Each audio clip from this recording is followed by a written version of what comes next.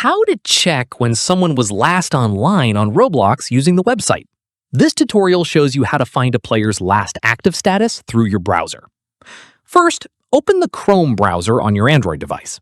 After that, type in roblox.com in the address bar and hit enter. From there, log into your Roblox account if you aren't already signed in. In the next step, tap on the search bar at the top and type in the username of the person you want to check. Following this, tap in their profile from the search results to open it. Once done, look for the last online label just below their username. It will show you exactly when they were last active. From here, if you don't see a last online label, it means the player has set their privacy settings to hide that information from others.